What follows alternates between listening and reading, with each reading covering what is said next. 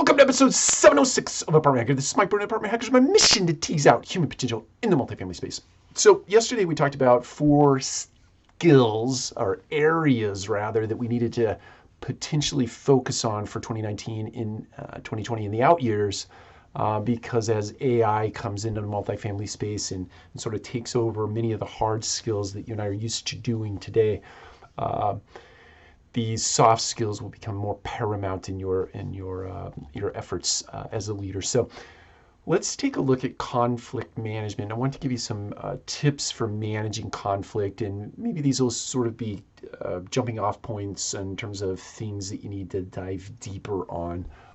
There are lots of opportunities out there, lots of resources out there to actually get very skilled, upskilled in this area. So just some tips when you're in a conflict. One is, when you're in a conflict, you have to listen for not only what is coming out of someone's mouth, but you have to listen for the feeling that is being exuded from the person, right?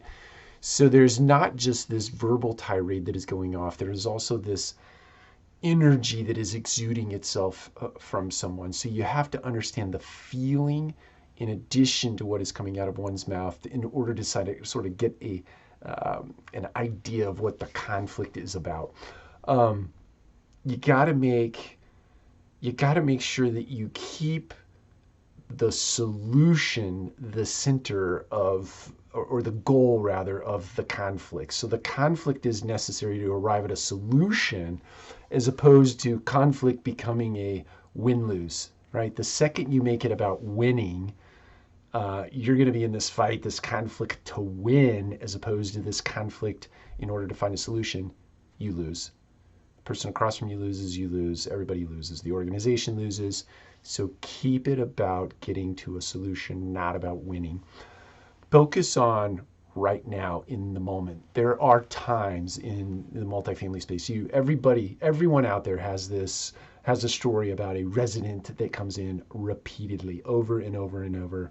And it's that Greek tragedy. No matter what you do, no matter what you do in their apartment, you can't get it right. And you have a tendency in a conflict. So let's say this is the third or the fourth time around, and your emotions get hijacked, or your logic rather gets hijacked by your emotion, and you just go off on the resident. And you bring up all the things from the past in this conflict, which has nothing to do with what is going on presently. So it's very important when you get into a conflict to keep it in the present. Focus on whatever it is at hand, as opposed to bringing up things from the past.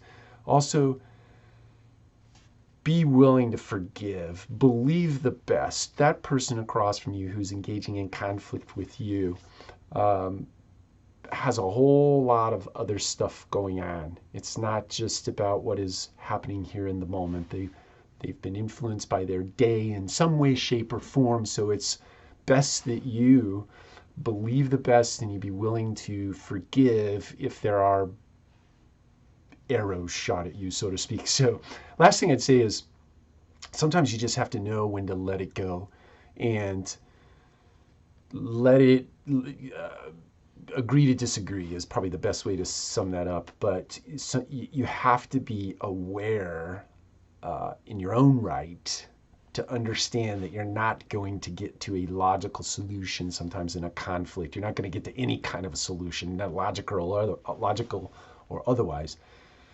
You just have to resign yourself to the idea that you're not going to get there, and acknowledge that and say that and walk away agreeably.